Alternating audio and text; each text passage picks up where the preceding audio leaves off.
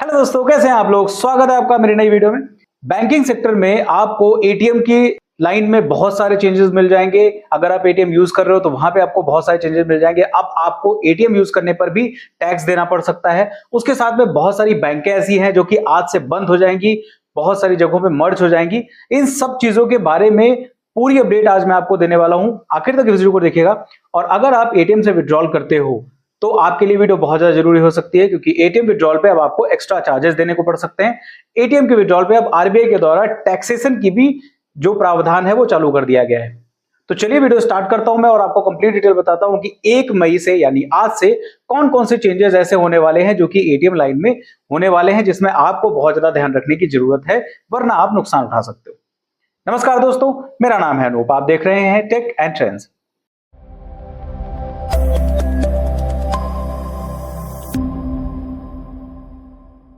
तो दोस्तों 1 मई से बैंकिंग सेक्टर में बहुत सारी चेंजेस होने वाले हैं, जिसमें सबसे बड़ा जो चेंज ये है कि 15 जो बैंकें हैं वो बंद होने वाली हैं।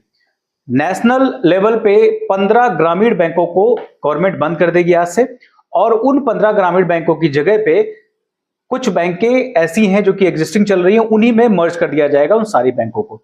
रीजन उसके पीछे सबसे बड़ा ये है कि सरकार चाह रही है कि जितनी भी ग्रामीण बैंकें हैं उनको लेकर के एक राज्य एक ग्रामीण बैंक का जो उद्देश्य है उसको फॉलो किया जाए। यानी अगर उत्तर प्रदेश में आपको ग्रामीण बैंक यूज करना है तो उत्तर प्रदेश में उत्तर प्रदेश ग्रामीण बैंक आप यूज करिए, बिहार में यूज करना है तो बिहार ग्रामीण बैंक यूज करिए, आंध्र प्रदेश में यूज करना है तो आंध्र प्रदेश ग्रामीण बैंक। ऐसे करके लिमिटेड ग्रामीण बैंकों को स्थापित रखा जाएगा, और बाकी जितनी भी एक्स्ट्रा ग्रामीण बैंकें हैं, ऐसी बैंकें जो कि चल रही हैं बहुत सालों से, उनको सबको मर्ज कर दिया जाएगा एक ही में।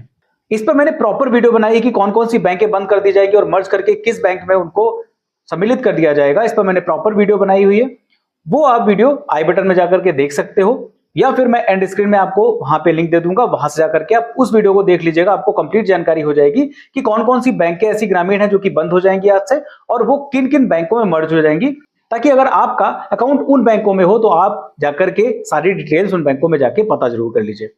आज मैं आपको बताने वाला हूं एटीएम से रिलेटेड कुछ बड़े बदलाव जो कि आपको जानना बहुत ज्यादा जरूरी है। एटीएम से विड्रॉल हम सभी लोग करते हैं, और एटीएम से विड्रॉल करके हम कैश निकालते हैं, कभी कभी बैलेंस इंक्वायरी के लिए भी एटीएम में चले जाते हैं।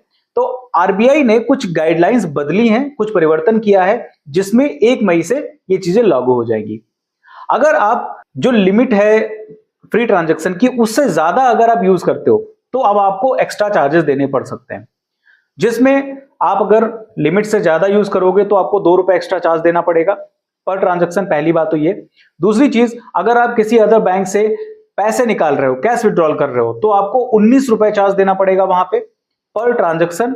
और उसके साथ में अगर आप बैलेंस इंक्वायरी कर रहे हो तो आपको 7 रुपए चार्ज देना पड़ेगा। अब ये जो एक्स्ट्रा चार्जेस हैं ये सर्विस टैक्स के रूप में गवर्नमेंट ले रही है हम लोगों से। अब इसमें बहुत सी ऐसी चीजें भी हैं जिनको हमें ध्यान में रखने वाली चीज है कि ऐसा नहीं है कि हम हर एक ट्रांजैक्शन में पेमेंट देंगे। देखिए, जो फ्री ट्रांजैक्शंस होते हैं अदर बैंकों के यूज करने के लिए, वहां तक तो हमें कोई चार्ज नहीं देना पड़ेगा, लेकिन उसके ऊपर हमें चार्जेस देना पड़ेगा। अब फ्री ट्रांजैक्शंस जो होते हैं वो अलग अलग होते हैं। जैसे मेट्रो सिटीज की अगर हम बात करें तो मेट्रो सिटीज में अगर आपका बैंक अकाउंट है तो वहां पे आपको लगभग 5 फ्री ट्रांजैक्शंस मिल जाते हैं, जो कि अपनी होम बैंक के अलावा किसी दूसरे एटीएम में जाकर के आप कैश विड्रॉल करते हो तब आपको मिल जाते होते हैं। वहीं पर नॉन मेट्रो जो सिटीज होती है वहां पे आपको 3 मिल जाते हैं फ्री ट्रांजैक्शंस। कुछ बैंकें ऐसी हैं जो कि नॉन मेट्रो सिटीज में भी अब 5 ट्रांजैक्शंस देने लगी हैं, तो आप अपने बैंक के हिसाब से पता कर लीजिएगा कि कितने ट्रांजैक्शंस आपको फ्री मिल रहे हैं।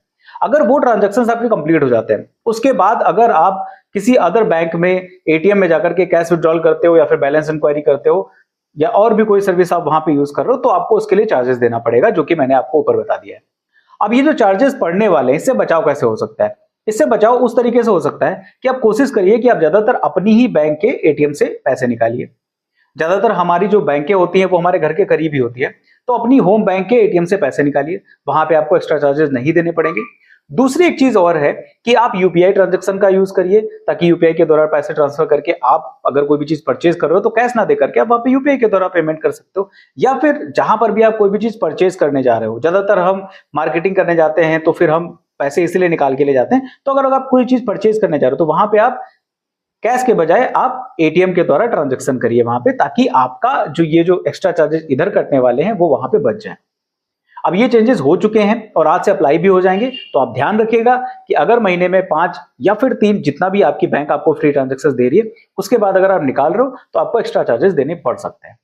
अभी जो बदलाव हुआ है बैंकिंग सेक्टर में, इस पे आपकी क्या राय है कि मतलब ये होना चाहिए या नहीं होना चाहिए, आप जरूर हमें बताइएगा। क्योंकि अगर देखा जाए तो एटीएम को लेकर के और अपडेट्स को लेकर के ईयरली ट्रांजैक्शंस जो हमारे होते हैं उन पर सब पर चार्जेस तो बैंक हमसे लेती है। अब साथ में अगर एटीएम पर एक्स्ट्रा हमें चार्जेस लेना शुरू कर देगी तो ये कहीं ना कहीं यूजर्स के लिए थोड़ा ज्यादा घाटे का सौदा है। आप अपनी राय इस पे जरूर बताइएगा।